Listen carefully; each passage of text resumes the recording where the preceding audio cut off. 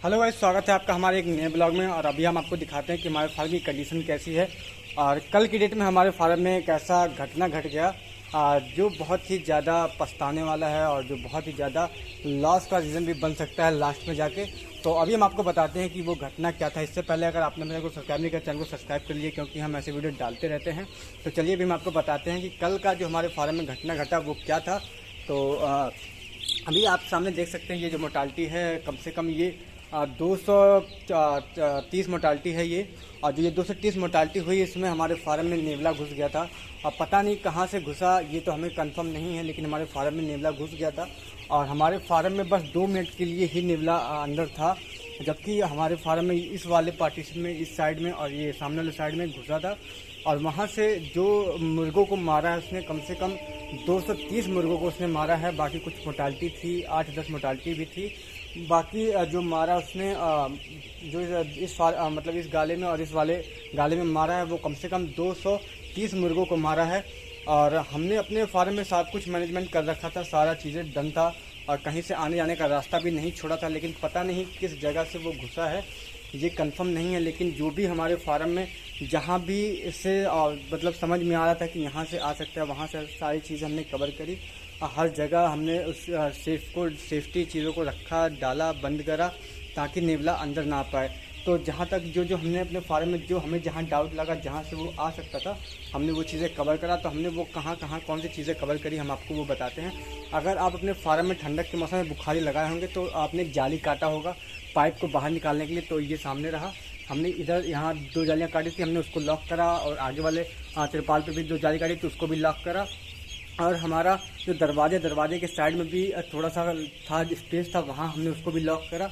बाकी हमने बुखारी जो लगाते हैं ऊपर की तरफ पाइप, जैसे भी आप देख सकते हैं, निकाला ऊपर की तरफ पाइप, तो यहाँ से भी ऊपर से भी आने के चांसेस थे। लेकिन मतलब आ तो नहीं सकता था, लेकिन एक होप है कि हो सकता वहाँ से आया हो। तो हमने वहाँ उसको भी लॉक करा, जहाँ जहाँ पे तिरपाल फटे थे, जहाँ जो भी था, सब चीज़ें लॉक करा। अगर आप अपने फार्म में थोड़ी सी लापरवाही करते हैं और इस तरीके से कोई घटना घट जाती है तो आपका बहुत ज़्यादा लॉस हो सकता है। इसलिए आप ऐसी चीज़ों से सतर्क रहें, ध्यान दें। अपने फार्म में किसी ऐसे शख्स को बैठा के जाएं, किसी ऐसे शख्स को अपने फार्म में रखें, ताकि वो अपनी ये छोटी मोटी चीज़ें वो बारीकी से समझ सके और वो चीज़ें मेंटेन कर सके। बाकी ये तो घटना की बात हो गई। और अभी हम पोल्ट्री फार्मर से रिलेटेड कुछ चीज़ें जानते हैं कि हम अपने फार्म में क्या कर रहे हैं इस वक्त और क्या क्या चीज़ें मैनेजमेंट है। तो अभी आप देख सकते हैं कि हम अपने फार्म में जो चिक्स है, आज हमने अपने फार्म की किसी भी बुखारी को नहीं जलाया है, कल भी नहीं जलाया था। और जो कल की डेट में बुखार मतलब था हमारे फार्म में मोर्टालिटी, वो 7-8 के आसपास मोर्टालिटी था। और अभी आप देख रहे हैं कि हमारा जो चिक्स है वो इकट्ठा हो रहे हैं, एक जगह पे बैठ रहे हैं। तो इन्हें ठंडक का तो आशंका है ही, बट मोर्टालिटी नहीं हो रही है, तो हम नहीं जला रहे हैं बुखारी। लेकिन अगर आप लेज़ी नहीं हैं और आप सच में ऐसा चाहते हैं कि आपके बर्ड सारे एक्टिव रहें, तो आप बुखारी ज़रूर से ज़रूर जलाएं। हम अपने फार्म में 5 बुखारी जला सकते थे, लेकिन हमने नहीं जलाया क्योंकि टाइम का थोड़ा सा शॉर्टेज था हमारे पास। और अभी हमारे यहाँ गैस का शॉर्टेज चल रहा है, तो उसी के चक्कर में इधर उधर भाग दौड़ कर रहे हैं ताकि गैस अवेलेबल करा सके। तो इसलिए हम बुखारी को टाइम नहीं दे पाए बुखारी जलाने के लिए, क्योंकि हमारा उसके अलावा भी काम चल रहा था, इसलिए हमने बुखारी पर उतना फोकस नहीं करा। बाकी अपने फार्म में जो ये टर्बो फीडर होते हैं, टर्बो फीडर को लगाइए ज़्यादा से ज़्यादा, जितना आपके पास है वो सारे टर्बो फीडर लगाइए। जितना ड्रिंकर है सारे ड्रिंकर को लगाइए। देखिए अभी हमने टर्बो फीडर और ड्रिंकर को लगा दिया है। इस तरीके से टर्बो फीडर और ड्रिंकर को लगाया जाता है, एक टर्बो फीडर एक ड्रिंकर, एक टर्बो फीडर एक ड्रिंकर, ये सिस्टम होता है लगाने का। बाकी हमने अपने फार्म से देखिए पेपर को भी निकाल दिया है, भूसी की गुड़ाई थोड़ी बहुत करी है, क्योंकि भूसी हल्की फुल्की अब गीली होनी स्टार्ट हो गई, क्योंकि जिनकी वीट होती है वे लिक्विड फॉर्म में होती है। तो उससे आपकी जो भूसी नमी आ जाती है भूसी में, और वो कहीं ना कहीं बीमारी बना देता है। तो आप ये भी थोड़ा सा ध्यान रखें कि भूसी की गुड़ाई कंटिन्यू करें। और अभी हमने देखिए, अब जो हमने टर्बो फीडर लगाया था, टर्बो फीडर को जो स्टैंड होता है, अभी हमने स्टैंड नहीं लगाया है। टर्बो पास में स्टैंड रखा है देखिए, लेकिन अभी हमने लगाया नहीं है। और ये पानी का स्टैंड इस तरीके से रखा है, क्योंकि अभी इतने चिक्स बड़े नहीं हुए हैं कि वो उनका जो मुंह है वो पहुंच सके इस तरीके से। इस तरीके से हमें अभी 1 दिन बाद लगाएंगे और कोशिश करें कि अपने फार्म में कम से कम 2 से 3 दिन तक पेपर फीडिंग कराएं, क्योंकि पेपर फीडिंग कराने का मतलब ये है कि वो ज़्यादा से ज़्यादा दाना इंटेक करते हैं। और जब आपके बर्ड 10 दिन के अंदर ज़्यादा से ज़्यादा दाना खाएंगे, ज़्यादा हेल्दी रहेंगे, तो वो आपका रिजल्ट बहुत अच्छा काम करेगा। जैसे कि भी आप देख सकते हैं हमने अपने फार्म में इस कॉर्नर पे पेपर फीडिंग कराई है, और अभी आप देख सकते हैं पेपर फीडिंग किस तरीके से कितनी क्वांटिटी में यहाँ इकट्ठा होकर दाना खा रहे हैं, और ज़्यादा से ज़्यादा दाना खाते हैं कंफर्टेबल जोन में। तो इस तरीके से थोड़ी चीज़ें हैं, आप अपने फार्म में ध्यान दे सकते हैं। अगर आपके फार्म में लाइटिंग का ऑप्शन थोड़ा सा कम है तो आप लाइटिंग को बढ़ाएं, क्योंकि लाइटिंग बढ़ाने से आपके जो चिक्स हैं ये ज़्यादा कंफर्टेबल फील करते हैं और ये भागते हैं, आपका इन्वायरमेंट एक बहुत अच्छा बनता है।